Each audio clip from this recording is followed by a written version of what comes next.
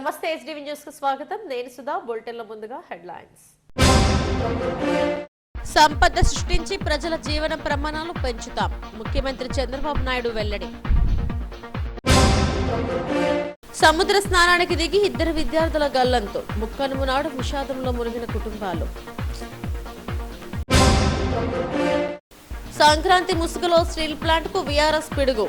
వెంటనే వీఆర్ఎస్ ఉపసంహరించుకోవాలని కార్మిక సంఘాల డిమాండ్.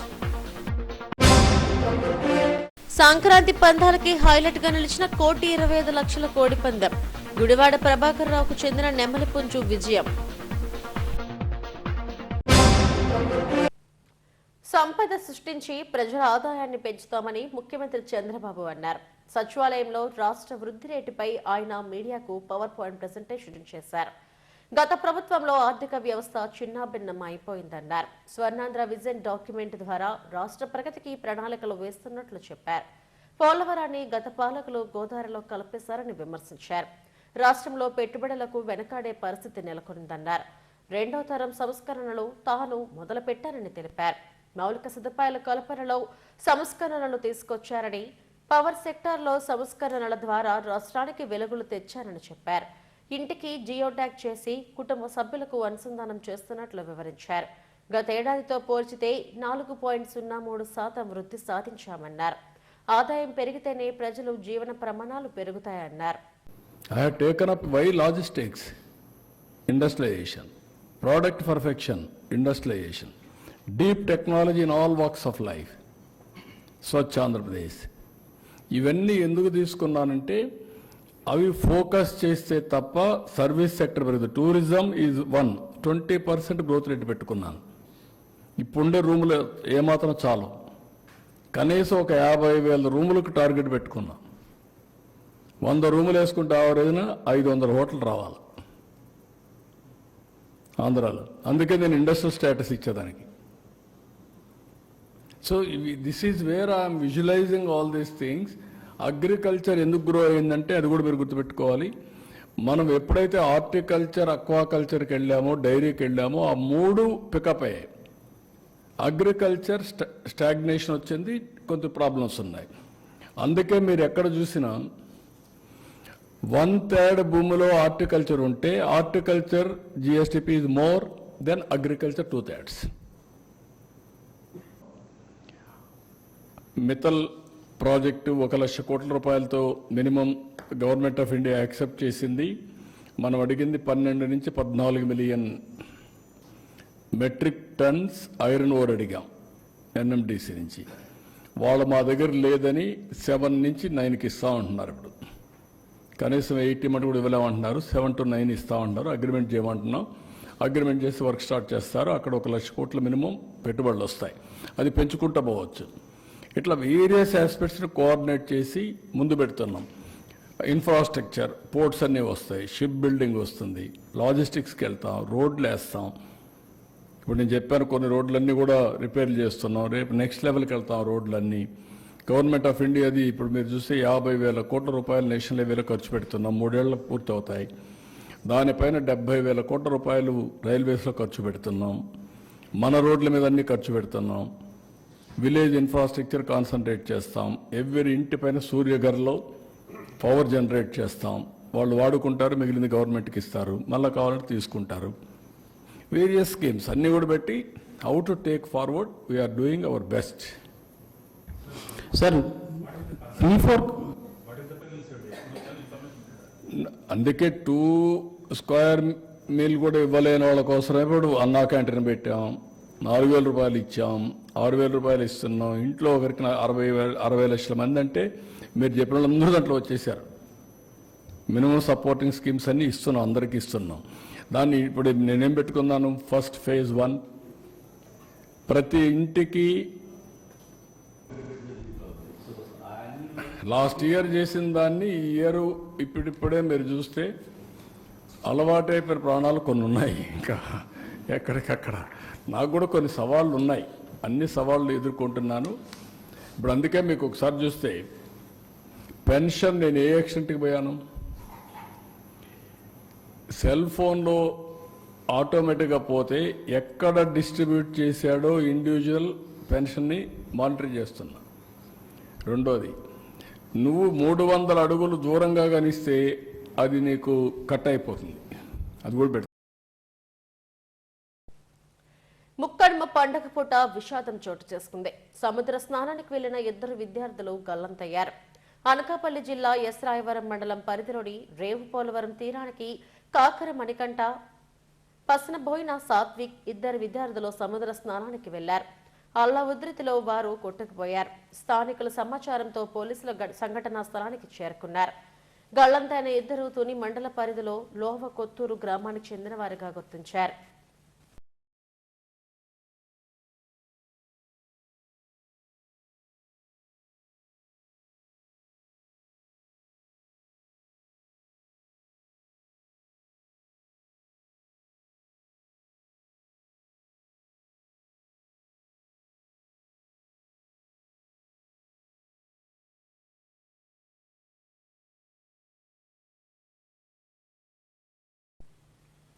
సంక్రాంతి ముసుగులో స్టీల్ ప్లాంట్ పై కేంద్రం పెద్ద కుట్ర పన్నింది. ఈ నెల 15 నుంచి వీఆర్ఎస్ కు దరఖాస్తులను ఆన్లైన్ ఏర్పాటు చేసింది. 45 ఏళ్లు నిండిన ఉద్యోగులను స్వచ్ఛంద విరమణకు అనుమతించింది. ఈ నెల 30వ తేదీ వరకు గడువు ఇచ్చింది. దీంతో కార్మిక సంఘాలు మండిపడుతున్నాయి. స్టీల్ ప్లాంట్ అమ్మకానికి 4 ఏళ్ల క్రితమే బీజం పడింది. ఉక్కు ఉద్యోగులు అప్పటి నుంచి పోరాడుతూనే ఉన్నారు. తాజాగా సంక్రాంతి రావడంతో ఈ ముసుగులో ఉద్యోగులకు వీఆర్ఎస్ ను అమలు చేస్తూ ఉత్తర్వులు ఇచ్చింది. దీంతో కార్మిక సంఘాలు మండిపడుతున్నాయి. కేంద్రం పన్నుతున్న కుట్రను తాము ఎదుర్కొంటామని హెచ్చరిస్తున్నా కార్మికులు ఉద్యోగులలో మనోధైర్యాన్ని దెబ్బతీసే విధంగా చేస్తుందని నేతలు మండిపడుతున్నారు. వాస్తవంగా స్టీల్ ప్లాంట్ ఆస్తులు సుమారుగా 2 లక్షల కోట్లు ఉండగా కారు చౌకగా 4,000 కోట్లకి అమ్మేందుకు కుట్ర చేస్తుంది. సంక్రాంతికి ముందు 4 నెలల జీతాలను నిలుపుదల చేసి వేధింపులకు గురిచేసింది. ఉద్యోగులు తగ్గించుకునే క్రమంలో తాజాగా వీఆర్ఎస్ ప్రకటించడంతో ఉక్కులో సంచలనంగా మారింది.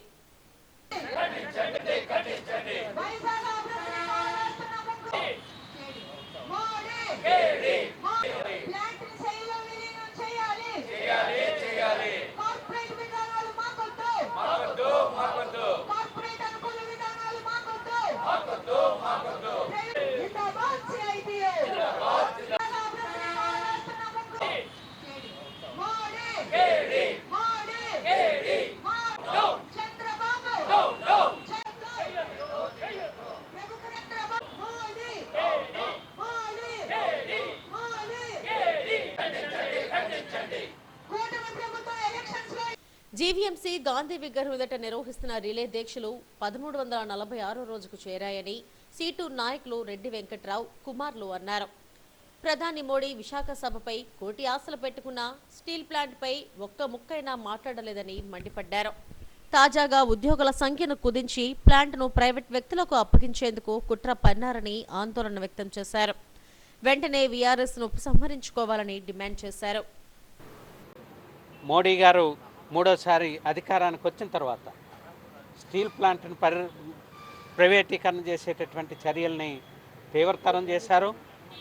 ఎన్నికల్లో స్టీల్ ప్లాంట్ను రక్షిస్తామని చెప్పి మాట ఇచ్చినటువంటి కూటమి ప్రభుత్వం, తెలుగుదేశం, జనసేన, బీజేపీ, ఈ కూటమి ప్రభుత్వం విశాఖ ప్రజలకి, ఆంధ్ర రాష్ట్ర ప్రజలకు ఇచ్చినటువంటి మాటను మరిచి ఈరోజు మోడీకి అనుకూలంగా చర్యలు చేపట్టేదానికి ముందుకెళ్తున్నారు.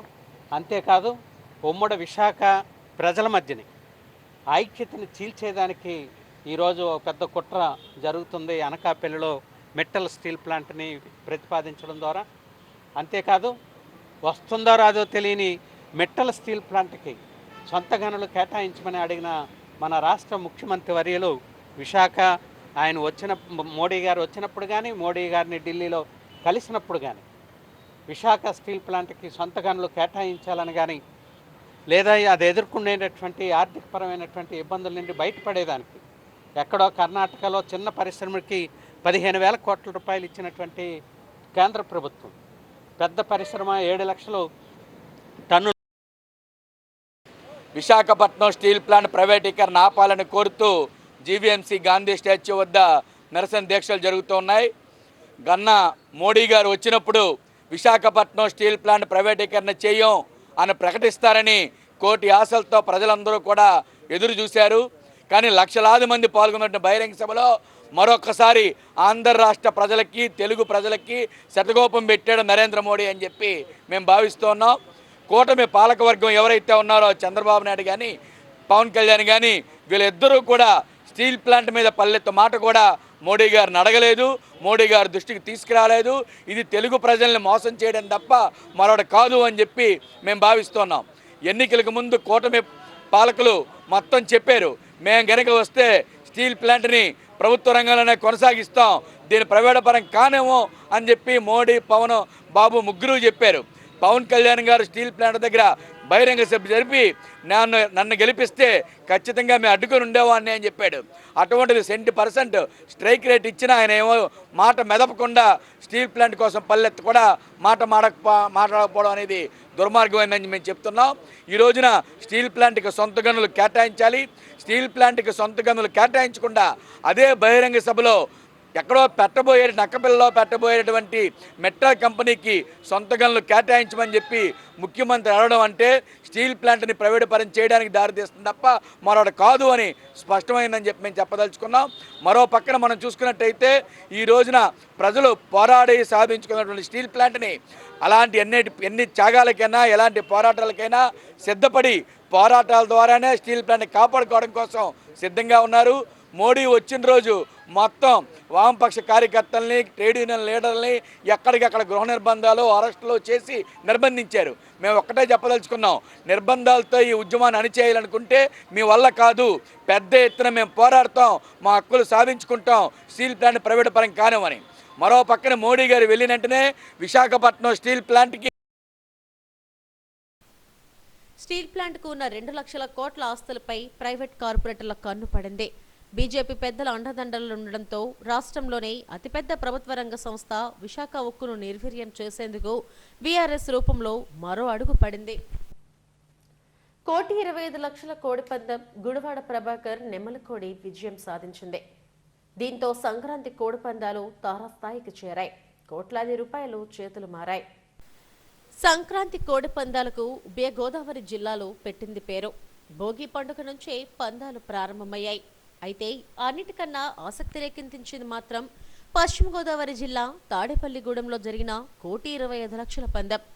ఎక్కువ మంది ఊహించని రీతిలో గుడివాడ ప్రభాకర్ రావుకు చెందిన నెమలిపుంజు విజయం సాధించింది. కోడి పందాలలో ఫేమస్ అయిన రత్తయ్య రసంగి పుంజు ఓడిపోవడం గమనార్హం.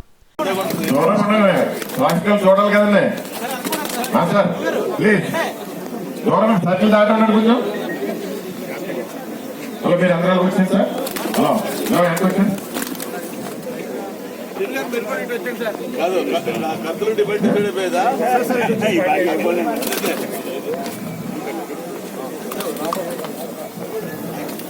ఇద్దరు గెలిచారు సార్, ఇద్దరు.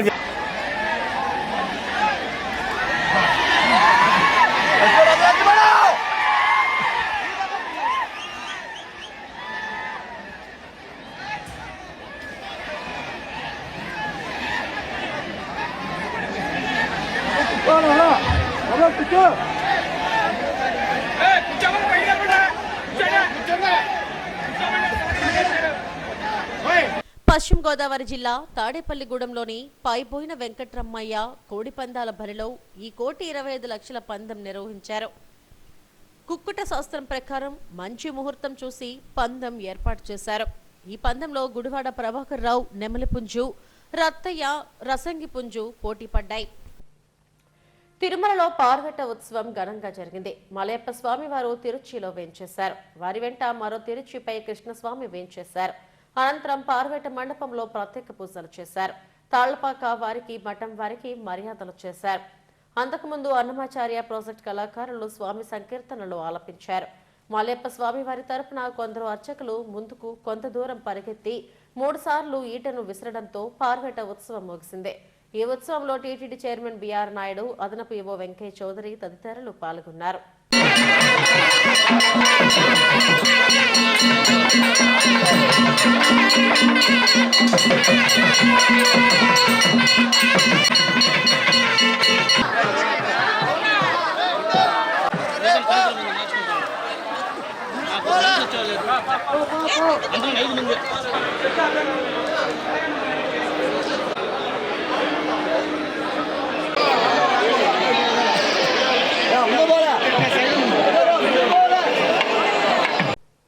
తిరుమలలో ప్రణయ కలహోత్సవం వేడుకగా జరిగింది. వైకుంఠ ఏకాదశికి సరిగ్గా 6వ రోజు తిరుమలలో ఈ ఉత్సవాన్ని నిర్వహించడం ఆనవాయితీగా వస్తుంది.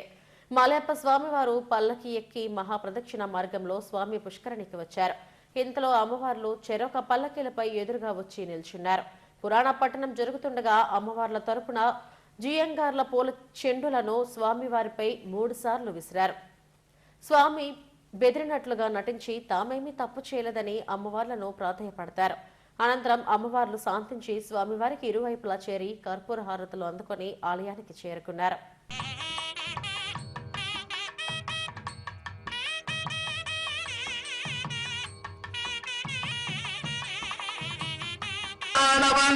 நாம் நித்ய பிரம்மச்சாரி அக்னி பிரவேசம் முதலான பிரத்யங்கள் பண்ணித் தருகிறோம் என்வீர்.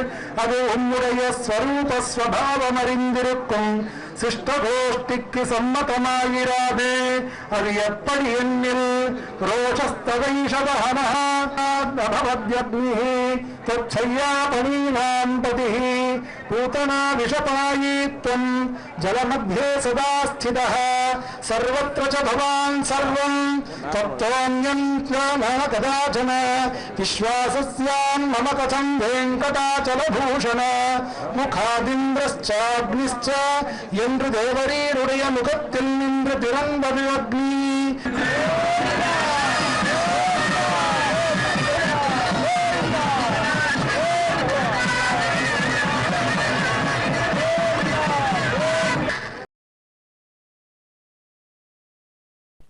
సంక్రాంతి సంబరాల్లో భాగంగా బీచ్ రోడ్లో పతంగుల పండుగ వైభవంగా జరిగింది. మార్వాడిలో జైన్లతో పాటు పలువురు నగరవాసులు రంగురంగుల గాలిపటాలను రివ్వురువ్వున గాలిలోకి వదిలారు. పతంగులు అలా ఎగురుతుంటే యువత కేరింతలకు అడ్డు అదుపు లేకుండా పోయింది. పండగ సంబరమంతా బీచ్ రోడ్లోనే కనిపించింది.